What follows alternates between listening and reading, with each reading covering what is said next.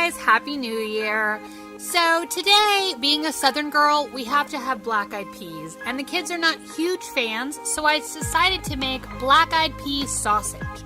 So I put together some garlic, some red pepper flakes, some regular black pepper, some poultry seasoning. You mostly want the sage in this, but it's a good mix, and I had it. Some maple syrup, because I like maple syrup sage type sausage. I put in some mushroom seasoning. This is great in everything. I get it from the Asian market. This is potato flour, not potato starch, potato flour.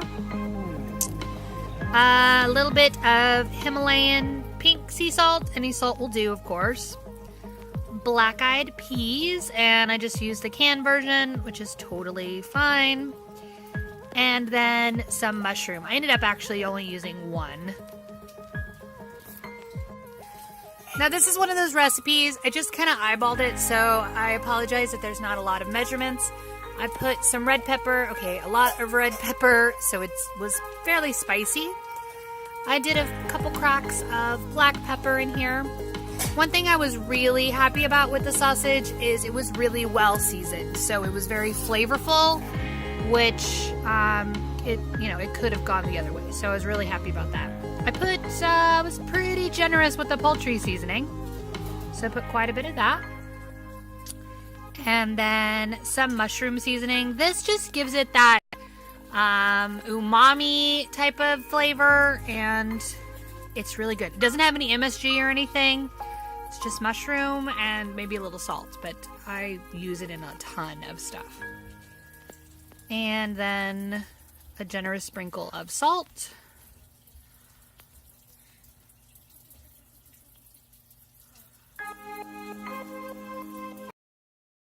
What do you have here? And then I just mix it all together until it was thoroughly combined. And then I'm going to put some maple syrup in here.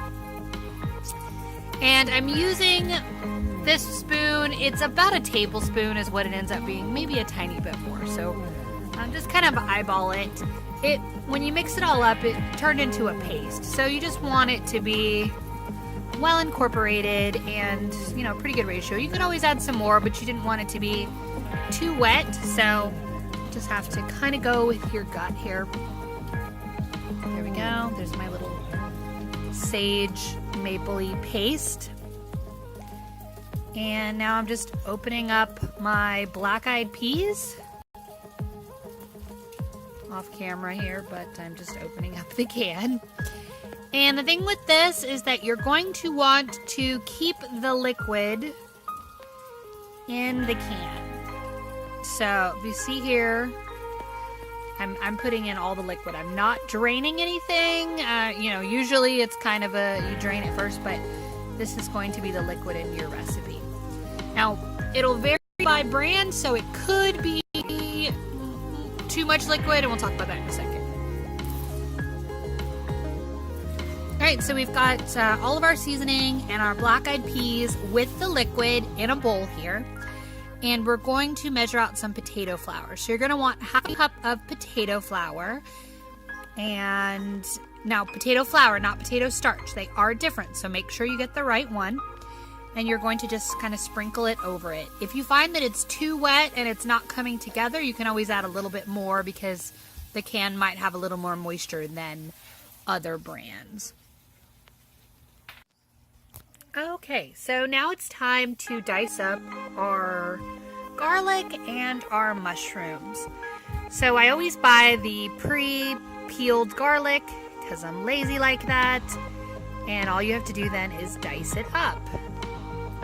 Just kind of cleaning my surface here. And then I needed mushroom. So I knew I needed about a 1/4 cup, so I was trying to decide if it was going to be 1 or 2. And I think 1 will about do it, so the other one will go back and I will make something else with it. So I wanted to cut this up finely because you want it to basically mix in with everything else. If I make this recipe again, I will definitely use my food processor for this process. I have a little Ninja. It does like a cup at a time, so it doesn't take up a ton of counter but I think that it would have been for this application. I could have put the garlic and all of the mushrooms in it at one time, done a few pulses, and I think it would have made for a more, a better texture for the sausage, I think. And here I am just trying to get a fine dice on this. My knife skills leave much to be desired, y'all. I'm just kind of dicing it, and then dicing it again. Trying to get it into small pieces.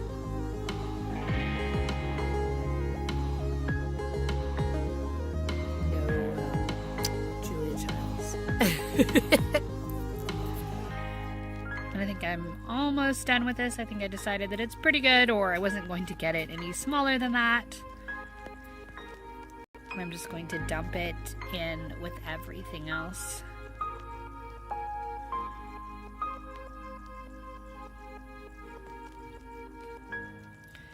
My poor knuckles. I got new cast iron and I've burned myself several times this week because I have forgotten just how hot a cast iron skillet gets.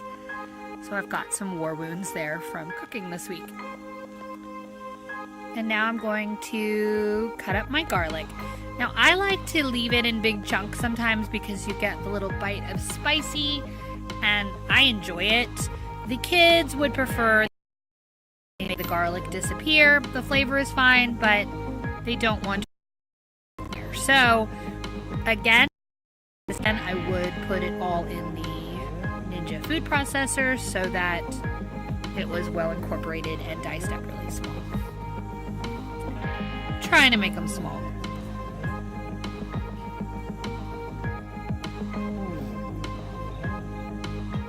There we go. And then I decided that 2 was probably plenty, so I put the third one away to use for something else.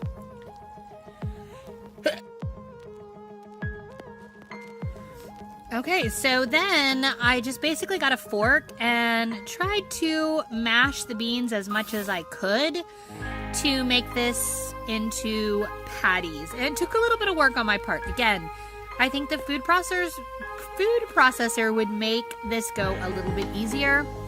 Once the potato flour starts to absorb the liquid, you definitely get a gummy texture, which is great because the sausage held together really well when we were cooking them. But you do have to get a little bit of an arm workout trying to mash your beans and get it to the right consistency. So I had to work it for a few minutes. Just kind of stirring and working it when I could. And after it's all incorporated, you can basically do whatever you want with it here. You can make patties.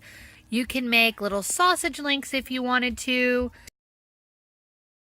It made more sense, so I just kind of formed them with my hands and made them very sticky, so just kind of be prepared. I had to stop a couple times and wash my hands in the middle of it because they would stick to everything, but I just made these little patties and put them out on a plate. I don't think that I would have been able to make these into sausage links unless I would have used a food process. So just kind of keep that in mind. And I was able to get 7 patties, I think, out of this. So not too shabby.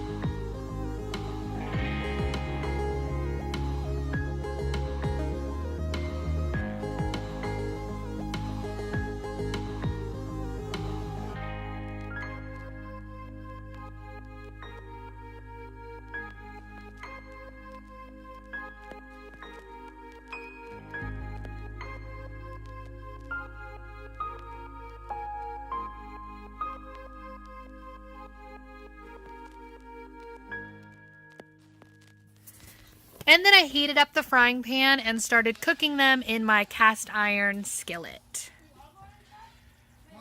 They held up really well in the skillet and they browned up nicely. I was really impressed. And here's the finished meal. We've got our sausage patties. I made a little bit of collard greens with mustard and some hash browns. Happy New Year's!